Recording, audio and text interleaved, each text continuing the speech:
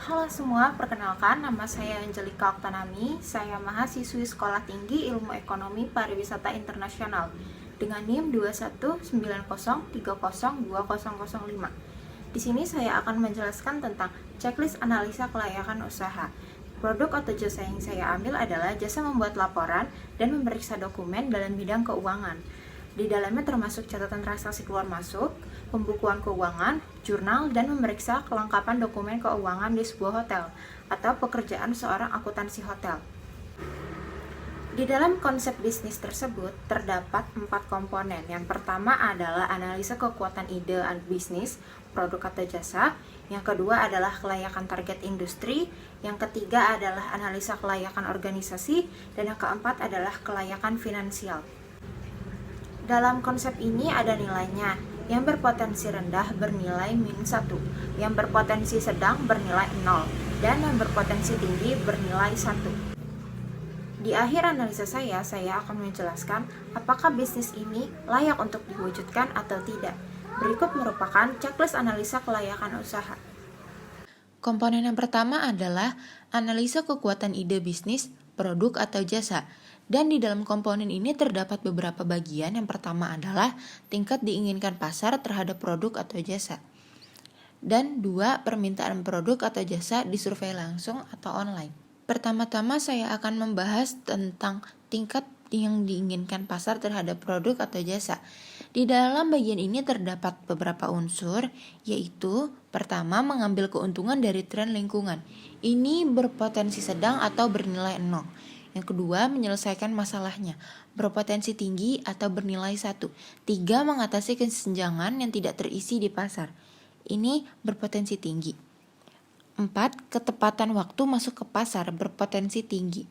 5, luasnya gagasan menambahkan nilai bagi pembeli atau pengguna akhir, berpotensi sedang.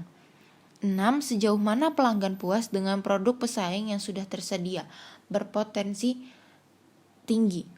7, sejauh mana ide tersebut mewajibkan pelanggan untuk mengubah praktik dasar atau perilaku mereka, berpotensi tinggi. Selanjutnya adalah bagian yang kedua, yaitu permintaan produk atau jasa disurvei langsung atau online. Dan di sini terdapat beberapa unsur. Yang pertama adalah seberapa besar kemungkinan pasar akan membeli produk atau layanan yang ditawarkan. Ini berpotensi tinggi. Yang kedua, bagaimana mereka bersedia membayar untuk produk atau layanan, berpotensi tinggi. Dan yang ketiga, di mana mereka dapat menemukan produk atau layanan ini untuk dijual, yaitu berpotensi tinggi. Setelah itu, 2 bagian tersebut sudah mendapatkan nilai dan telah dijumlah. Yang pertama adalah tingkat diinginkan pasar terhadap produk atau jasa mendapatkan nilai 5. Dan yang kedua adalah permintaan produk atau jasa disurvei langsung atau online mendapatkan nilai 3. 2 bagian tersebut dijumlah dan dibagi 2 dan menghasilkan 4. Jadi, analisa kekuatan ide bisnis produk atau jasa bernilai 4. Yang kedua adalah komponen kelayakan target industri. Di dalam komponen ini juga terdapat 2 bagian. Bagian yang pertama adalah daya tarik industri dan yang bagian kedua adalah daya tarik target pasar dan konsumen. Bagian yang pertama adalah daya tarik industri. Di dalam bagian ini ada 5 unsurnya. Yang unsur pertama yaitu adalah jumlah kompetitor. Jumlah kompetitornya sedikit atau berpotensi sedang yang bernilai 0. 2, tahap siklus hidup industri, fase tumbuhnya cepat atau berpotensi tinggi dan bernilai 1. 3, tingkat pertumbuhan industri di bidang ini pertumbuhannya tinggi atau berpotensi tinggi yang bernilai 1. 4, pentingnya produk atau layanan industri kepada pelanggan ini harus memiliki dan berpotensi tinggi bernilai 1. 5, margin operasi industri tinggi dan potensinya tinggi bernilai 1. Bagian yang kedua yaitu daya tarik target pasar dan konsumen. Di sini juga terdapat 5 unsur. Unsur yang pertama yaitu identifikasi target pasar untuk usaha baru yang diusulkan. Di sini teridentifikasi atau berpotensi tinggi yang bernilai 1. 2, kemampuan untuk menciptakan penghalang untuk masuk bagi pesaing potensialnya, yaitu dapat menciptakannya, yang berpotensi tinggi atau bernilai 1. 3, daya beli pelanggan. Di sini berpotensi sedang atau bernilai 0. 4. Kemudahan membuat pelanggan sadar akan produk atau layanan baru.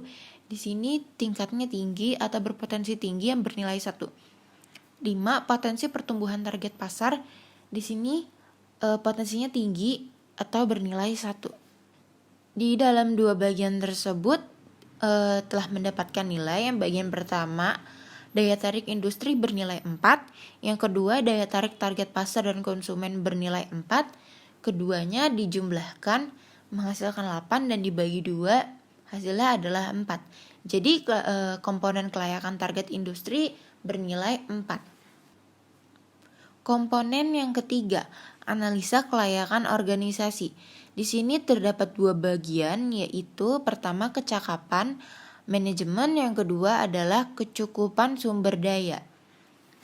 Bagian yang pertama, kecakapan manajemen. Pertama, pendiri atau pengalaman. Pendiri dalam industri harus yang berpengalaman atau berpotensi tinggi dan bernilai 1. 2. Pendiri atau keterampilan pendiri berkaitan dengan produk atau jasa yang diusulkan, bernilai terampil, yang dimana pendiri tersebut harus terampil. Yang ketiga, sejauh mana jaringan profesional dan sosial pendiri atau pendirinya di industri yang relevan, harus luas atau berpotensi tinggi yang bernilai 1. 4. Sejauh mana usaha baru yang diusulkan tersebut memenuhi tujuan dan aspirasi pribadi pendiri atau pendirinya. Harus kuat dan berpotensi tinggi yang bernilai 1. 5. Kemungkinan tim bisa disatukan untuk memulai dan menumbuhkan usaha baru. Harus sangat mungkin, berpotensi tinggi atau bernilai 1. Bagian yang kedua, kecukupan sumber daya. Di sini terdapat dua unsur. Unsur yang pertamanya yaitu karyawan dengan kompetensi spesifik, berpotensi tinggi atau bernilai 1. 2. Perlindungan properti intelektual pada aspek kunci bisnis atau tidak berlaku pada saat pemula, berpotensi sedang atau bernilai 0. Setelah dua bagian tersebut dinilai, bagian pertama kecakapan manajemen mendapatkan nilai 5, yang bagian kedua kecukupan sumber daya mendapatkan nilai 1. Kedua tersebut ditambahkan mendapatkan hasil 6 dan dibagi 2 yang mendapatkan hasil 3. Jadi analisa kelayakan organisasi mempunyai nilai 3. Komponen yang terakhir yaitu kelayakan finansial. Di sini terdapat 3 bagian. Bagian yang pertamanya itu adalah total modal awal yang dibutuhkan. Bagian keduanya adalah kinerja keuangan bisnis sejenis. Dan yang ketiga adalah daya tarik finansial keseluruhan. Bagian pertama, total modal awal yang dibutuhkan. Di sini terdapat 3 unsur, yaitu yang pertama adalah modal ekuitas atau equity capital, berpotensi sedang atau bernilai 0. Yang kedua adalah modal utang atau debit capital, berpotensi rendah atau minus 1. Yang ketiga adalah modal khusus atau specialty capital yang berpotensi tinggi atau bernilai 1. Bagian kedua adalah kinerja keuangan bisnis sejenis. Ada 3 unsurnya. Yang pertama adalah karakteristik ekonomi industri berpotensi tinggi. Dan yang kedua profitabilitas dan risiko saat ini berpotensi tinggi. Yang ketiga adalah nilai perusahaan berpotensi rendah atau minus 1. Bagian 3, daya tarik finansial keseluruhan. Terdapat 5 unsur di dalamnya. Unsur yang pertama yaitu hasil keuangan historis berpotensi sedang. 2. Proyeksi pendapatan berpotensi tinggi.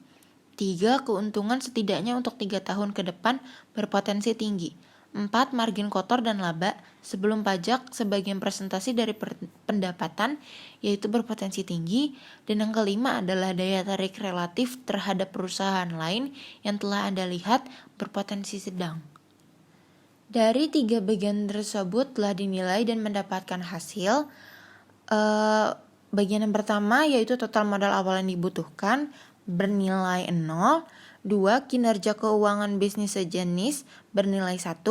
Dan 3. Daya tarik finansial keseluruhan bernilai 3. Ketiga bagian tersebut telah dijumlah dan mendapatkan nilai 4 dan dibagi 2.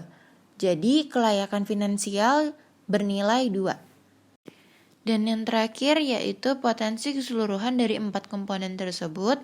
Di sini bernilai minus 1 sampai 0 tidak layak, lebih dari 0 sampai 2 layak, lebih dari 2 sangat layak. Bagian pertama, kekuatan ide bisnis bernilai 4 berarti potensinya sangat layak. Sarannya adalah untuk segera diwujudkan desain produknya. Bagian 2, isu terkait industri atau pasar bernilai 4, yaitu potensinya sangat layak. Sarannya yaitu adalah untuk segera diwujudkan desain memperluas industri atau pasar. Bagian ketiga, kelayakan organisasi bernilai 3, potensinya sangat layak. Sarannya adalah untuk segera diwujudkan desain organisasinya. Bagian 4, isu finansial berpotensi sangat layak dan sarannya adalah untuk segera diwujudkan desain pembiayaannya. Penilaian keseluruhannya yaitu adalah 3,1, potensinya sangat layak. Dan sarannya adalah untuk segera ditindaklanjuti langkah pengembangan bisnisnya.